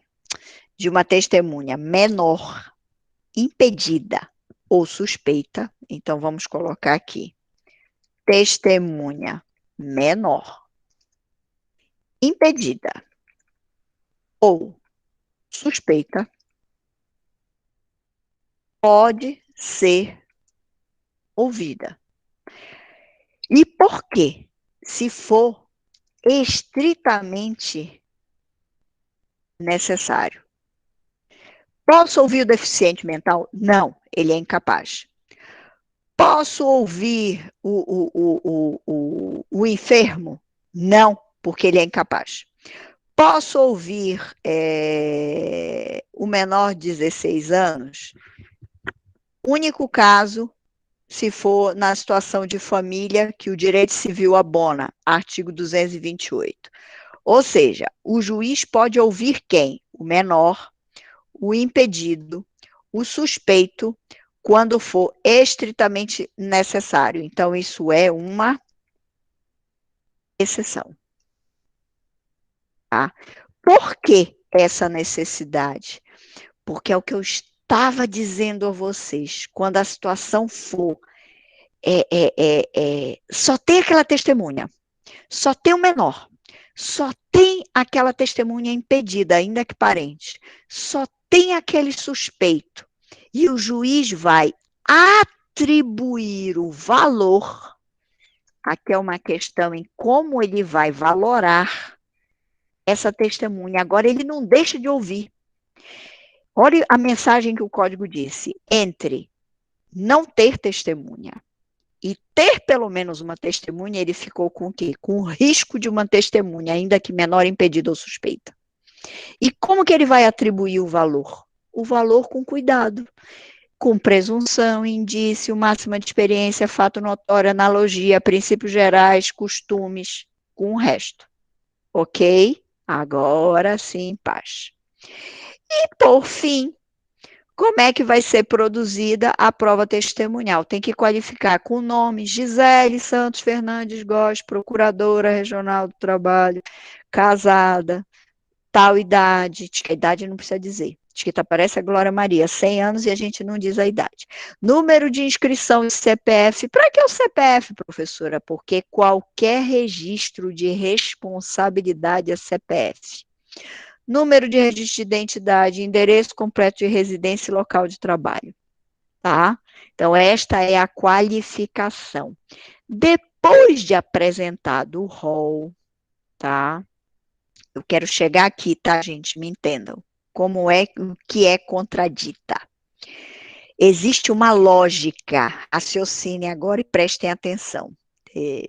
Esse é que é o problema da aula online, algo que é muito importante, vocês têm que estar muito antenados agora. Como é que se produz a prova testemunhal? O juiz, na hora da audiência, para quem ainda não assistiu à audiência, ele vai dizer assim, a senhora já deu a carteira de identidade aqui para o secretário? Tá.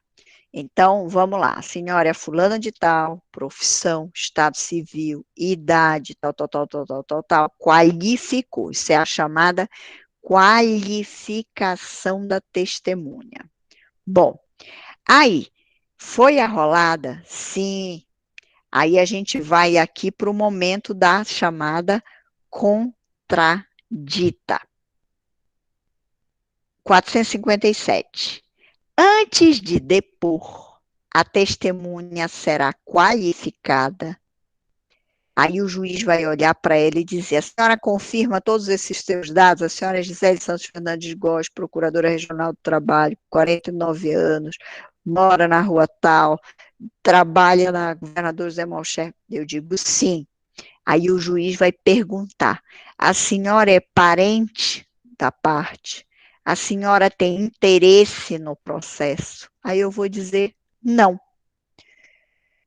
Nesse momento, vocês têm que gritar e dizer: contradito a testemunha. Então, o que é contradita e qual é a ordem da contradita? Por que eu estou tendo muito cuidado?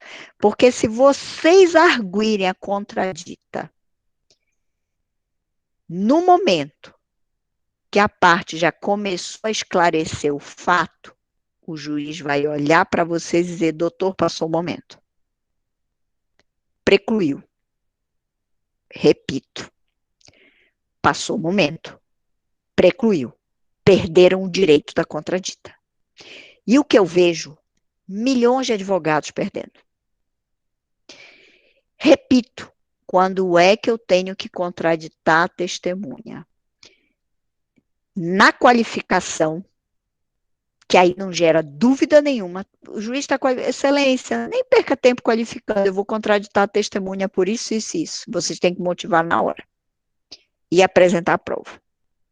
O que é contradita?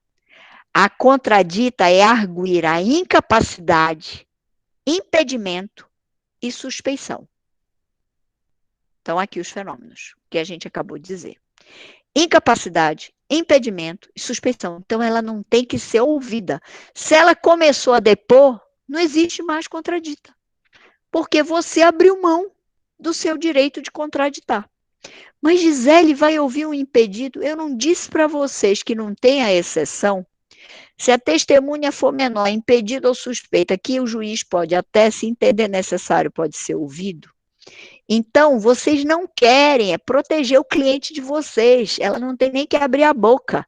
Se vocês têm que contraditar, nem esperem o último momento, o último suspiro. Qual é o último suspiro, Gisele? Repete. Repito, como é a testemunha? A testemunha sentou, vai dar o documento para o secretário vai começar a qualificar, o juiz vai perguntar se ela confirma aqueles dados e vai perguntar se ela tem amizade, inimizade ou interesse no litígio. Ponto. Até aí o último segundo da contradita. Se eu tenho contradita, o bom advogado não espera isso. Ele não espera problema para ele. Começou a qualificar, excelência, por favor, eu quero contraditar a testemunha, eu quero dizer que ela é impedida, suspeita ou incapaz. Por isso está aqui a prova. Ponto. Se vocês perderem o momento da contradita por um descuido, enfim, pode acontecer com qualquer um, vocês só vão poder fazer, olhem o que eu coloquei do lado, impugnar o depoimento, que é mais frágil. Por que é mais frágil, professora? Porque foi ouvido. A contradita impede a parte de depor. A impugnação é depois dela depor, porque vocês perderam a contradita. Entenderam a diferença? A contradita, a parte nem fala. A parte Ô, besteira que eu falei. A testemunha. Acho que eu bati na minha boca para cá. Entendido? Então, o que é a contradita? Impedir a testemunha do falar. Ela nem fala. E o que é a impugnação do documento? Aí ela já falou. Eu pergunto para vocês, eu quero leite derramado, eu não quero nem que ele seja derramado na mesa. Claro, eu não quero nem que ela fale, porque uma coisa está lá registrada, o juiz vai acabar lendo, e ele vai acabar valorando. Ah, Gisele, mas e aí como vai ficar o valor aí? Eu não sei, aí é o risco do processo. Então, podendo não ter, é melhor. Entenderam? Só voltando a uma coisa aqui que eu pulei para poder fazer a ordem do que eu estava explicando para vocês. Não existe hoje mais intimação para testemunha. Como é? Quem é que leva? O CPC desburocratizou. É tanta intimação, tanta coisa para o oficial de justiça fazer, para cartorário fazer, que hoje a parte leva as testemunhas. Eu estou juntando o rol de testemunhas, que a gente fala assim, juntando o rol de testemunhas. Quem vão ser suas testemunhas? Tá? Aí eu digo João, a Antônia e a Maria. Tá, então a senhora atrás, doutora. Perfeito. As testemunhas são da parte Gisele? Não, as testemunhas são do juízo. Por isso que elas prestam o quê? Compromisso de dizer a verdade. Os advogados erram a contradita por causa disso, porque eles acham que é após o compromisso. Não é após o compromisso, é antes do compromisso, por causa dos artigos 457 e 458 do CPC. Tá? Segunda situação, além da desburocratização, como é a ordem? A ordem é depoimento pessoal do autor na audiência, depoimento pessoal do réu. Testemunhas que o autor arrolou, testemunhas que o réu arrolou. Não significa dizer, hoje, com o processo civil, que isso é estático. Existe hoje a chamada flexibilização procedimental. Se na hora vocês, advogados, estrategicamente disserem, não, doutor, ele juntou aí testemunha que eu vou contraditar. E aí é o bom advogado. Aí eu vou dizer assim, não, doutor, coloque logo as testemunhas do réu, que ele arrolou o réu. Aí você tem que motivar para o juiz. Mas por que, doutor? Eu ia ouvir primeiro as testemunhas que o senhor arrolou, do seu cliente, da sua cliente autora. Aí você vai dizer, não, doutor, coloque aí sentada logo a do réu fulano de tal, porque eu vou contraditar ele.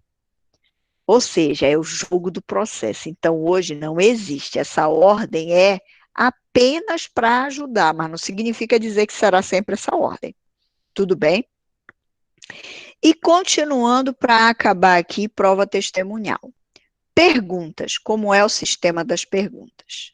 A pergunta quem faz é direto o advogado para a testemunha ou eu faço para o juiz e o juiz faz para a testemunha.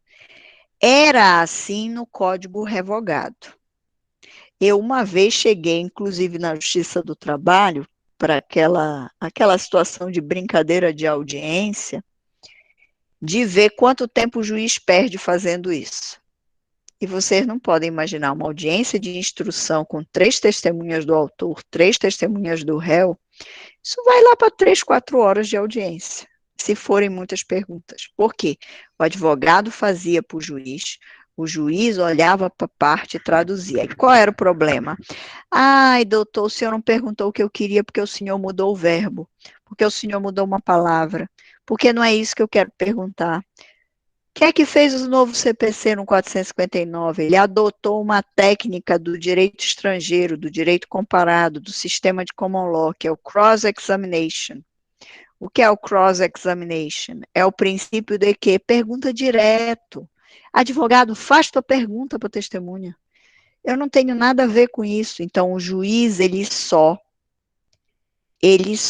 acompanha o fenômeno. Ele só verifica a regularidade. Então, ele acompanha o momento da prova testemunhal. Não faz mais pergunta. Se ele fizer a pergunta, é porque ele quer perguntar, não é a pergunta do advogado. Entenderam? Isso foi um grande ganho para o processo civil brasileiro, que é levado para o trabalhista, se querem me perguntar, e que tem que ser assim qualquer processo, e que o processo penal também inaugurou, tá? E que o processo penal também inaugurou.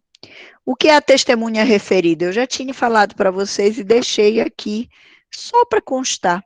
É aquela testemunha que no depoimento, ou no próprio depoimento da testemunha, depoimento da parte ou da testemunha, ela diz assim, mas o João estava lá também. Ei, mas ninguém arrolou o João. Então, juiz, juíza, quero ouvir o João. Então, é a testemunha que foi referida, ou pela parte ou por outra testemunha. O que é a acareação? Vocês já devem até ter estudado no penal. Uma fala de um jeito, outra fala do outro, eu marco uma audiência para colocar uma perante a outra. Aí é o quebra-pau do processo. Aí é a briga do processo, tá? É a briga geral. Bom, o que é que ainda temos? Prova pericial e inspeção judicial. Vou fazer um apanhado da prova pericial e vocês vão entender, e depois a gente vai na régua aqui da prova pericial. O que é a prova pericial? É a chamada prova técnica. Precisa, então, de um técnico. Quem é o técnico? O perito. Prova pericial, ela vai ter só um perito ou vários peritos. Depende do fato. Se o fato for complexo, exemplo, é um caso de desapropriação, onde no terreno eu tenho discussão dos limites da terra, eu tenho benfeitoria. Então, eu vou precisar de um engenheiro para fazer ali não só a medição, mas também para verificar a benfeitoria, tá? Como eu vou poder, vou ter que ter um agrimensor para poder calcular a área do vizinho, a área do confinante.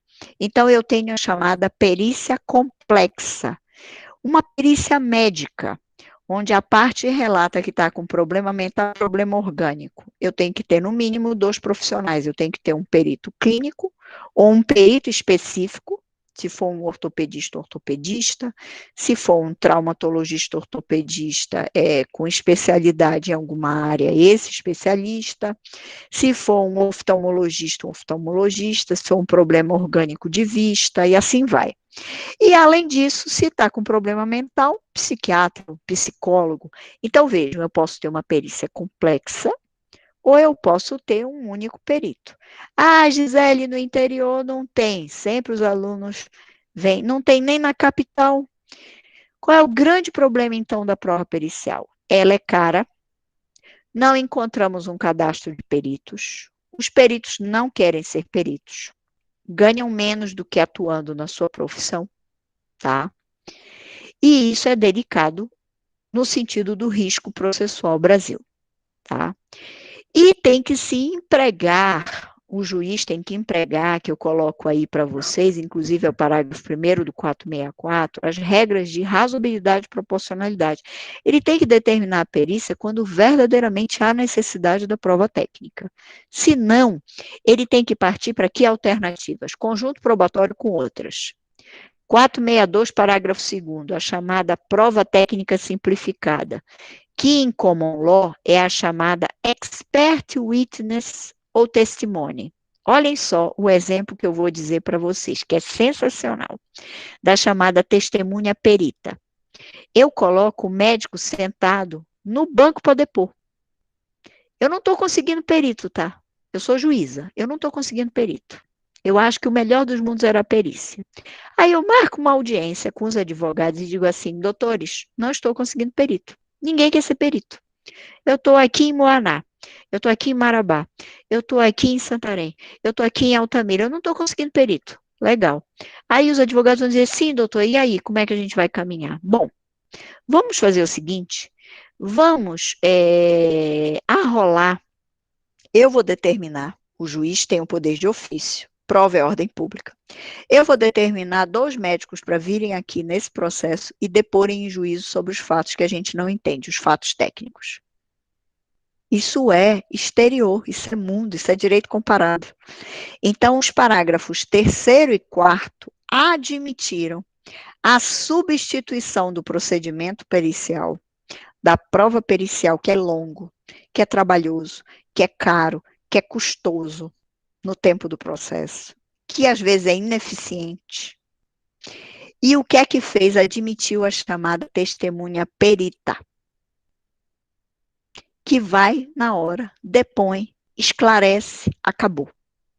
Simples, simplificado. Ok? Mas, Gisele, o meu caso não dá para ter essa prova técnica simplificada. O juiz já conseguiu o perito e é perícia, eu quero aprender a perícia. Perfeito. Perito é um serventuário da justiça. Ele tem um ônus, ele tem um encargo, ele tem que prestar compromisso. Por quê? Porque ele tem que ser imparcial.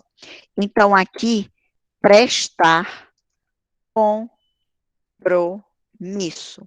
Ele presta o compromisso, porque ele vai emitir o chamado laudo pericial, tá? O que é o laudo pericial? É um documento público, é um documento técnico, é um documento oficial. Por isso, ele é um braço do juiz. Por isso, ele é aquele que serve a justiça. E ele tem um ônus e encargo, ele tem responsabilidade. Se ele praticar corrupção, se ele praticar atos com desídia, ele deixa o encargo e ele pode ser responsabilizado até criminalmente. Ok? Por isso ainda se tem esse senão da perícia, tá? Esse senão da perícia. Isso é complicado, a perícia, justamente por conta disso, tá? E quem é o assistente técnico? O assistente técnico, a parte nomeia ele. Então, quem paga o assistente técnico? A parte. Se a parte não tiver condições, ela não tem assistente técnico. Este que é o grande problema, porque é um sistema injusto. Por que que é injusto?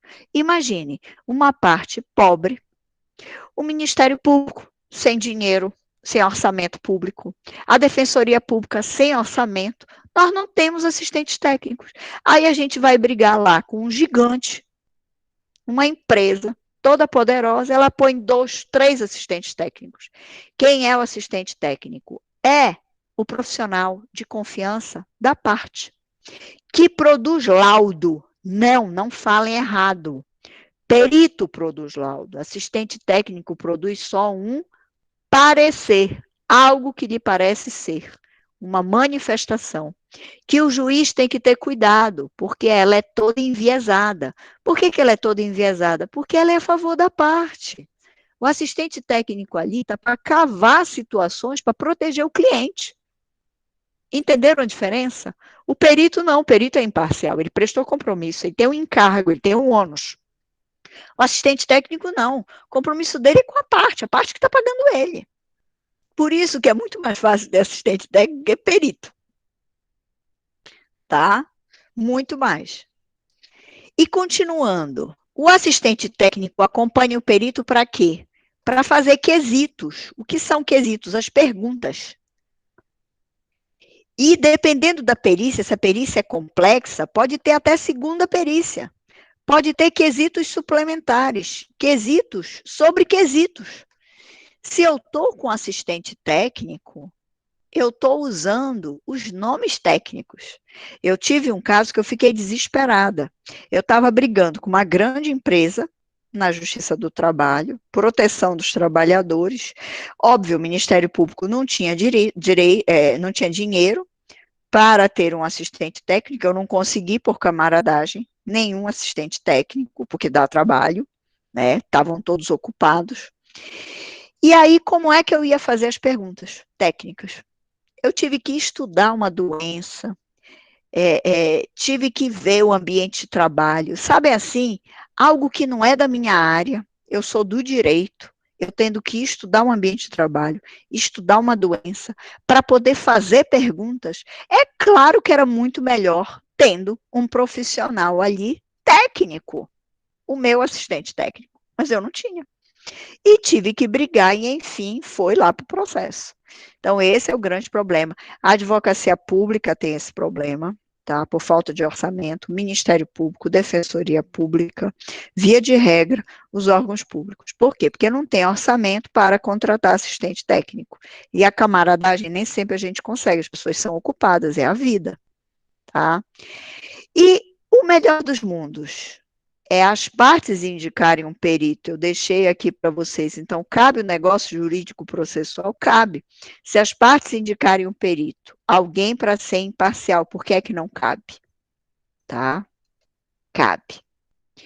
As partes vão ser cientificadas da prova pericial. Por quê? Porque tem que ter contraditório. As partes falam sobre o quê? Sobre o laudo pericial.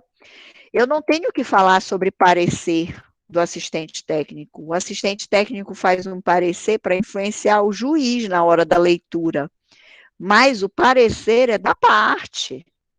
O que a gente tem que falar, e isso é obrigatório, é sobre o laudo pericial, que é o documento público, que é o documento da justiça. Como o juiz tem que valorar a prova pericial? O juiz é obrigado a julgar com o que disse o perito?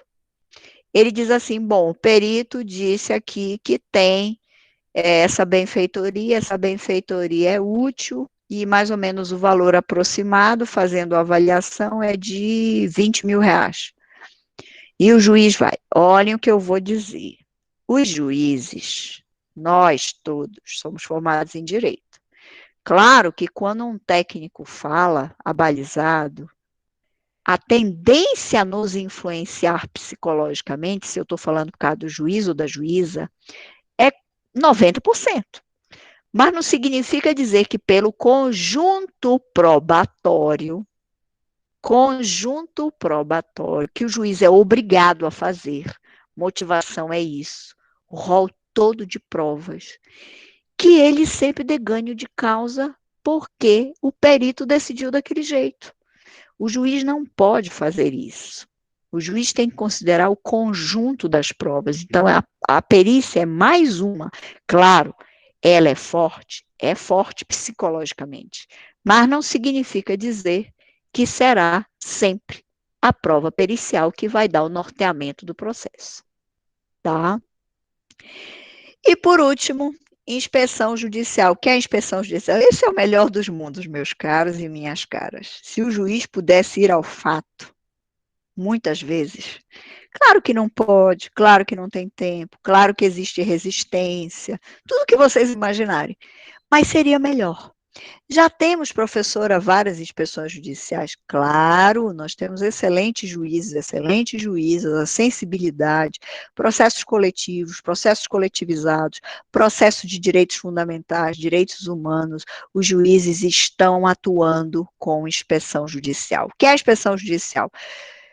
Eu intimo todo mundo para ir comigo lá para a fazenda, lá para a mina, lá para o fato da loja. Eu tive um caso muito interessante para contar para vocês. Por que tem que todo mundo ir comigo? Olhem aqui, contraditório, para respeitar a norma fundamental do contraditório e ampla defesa. Eu tive um caso muito interessante que eu fui para a audiência, Ministério Público, eu tinha entrado com uma mega ação, uma ação grande. A empresa era corriqueira em acidente de trabalho, mas era uma coisa assim que era difícil até de explicar para o juiz.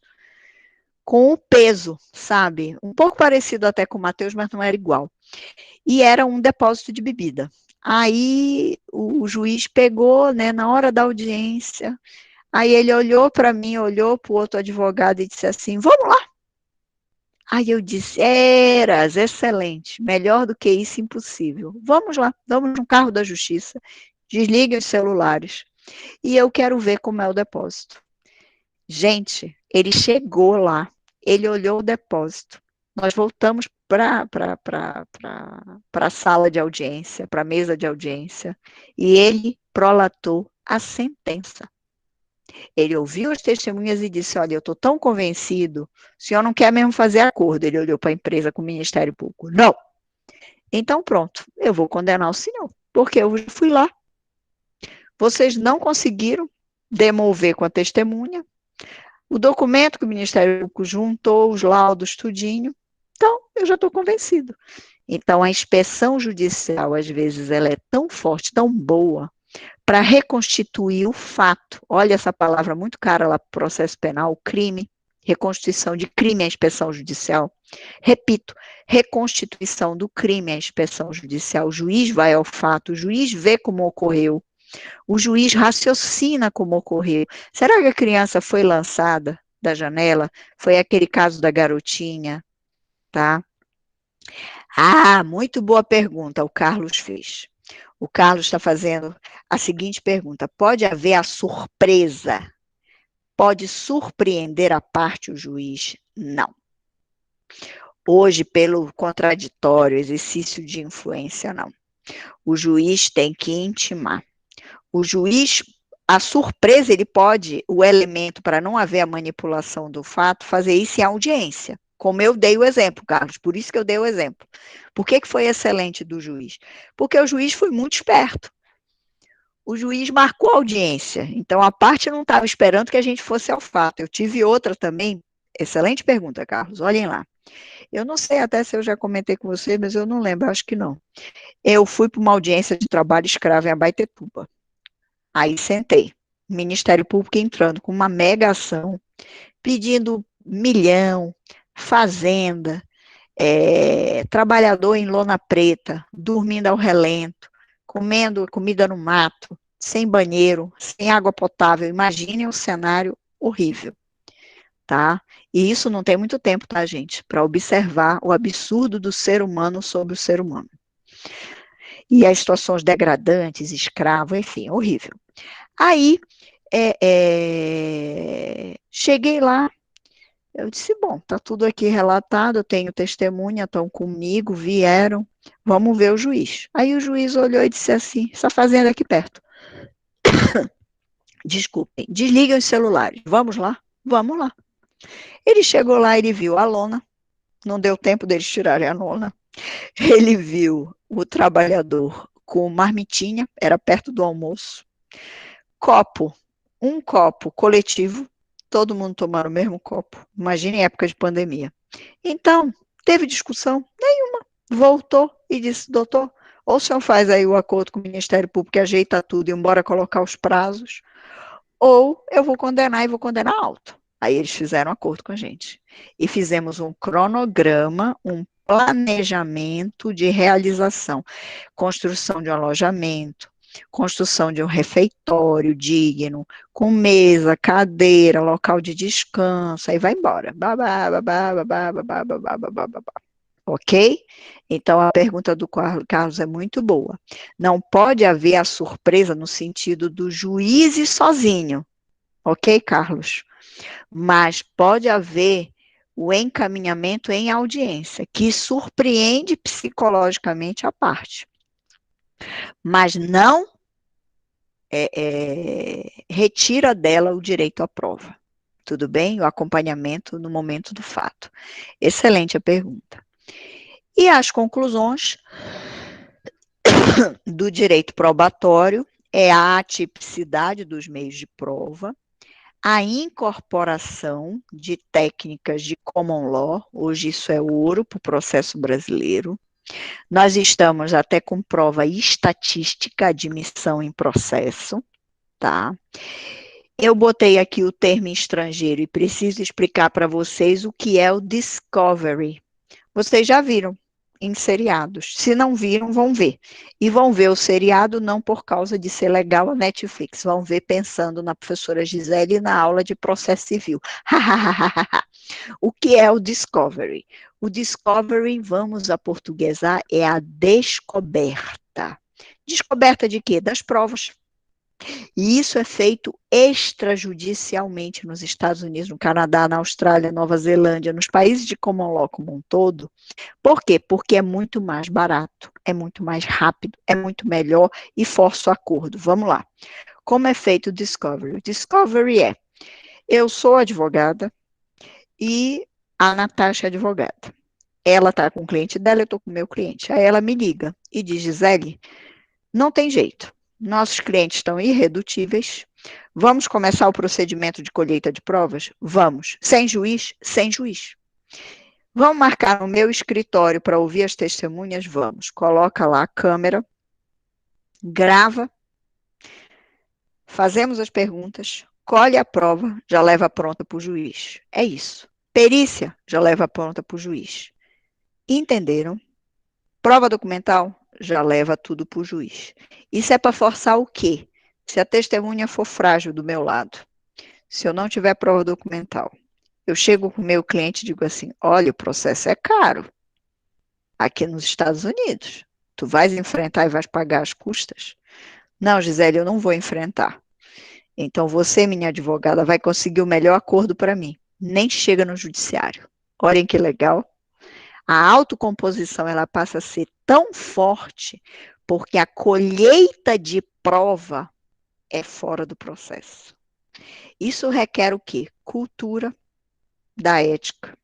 Responsabilidade. Ninguém está dizendo que não tem antiética lá, tá? Basta ver os seriados, claro que tem.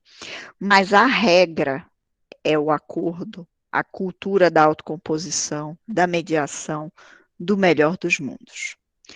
Tudo bem, meus caros. Acho que por hoje está ótimo.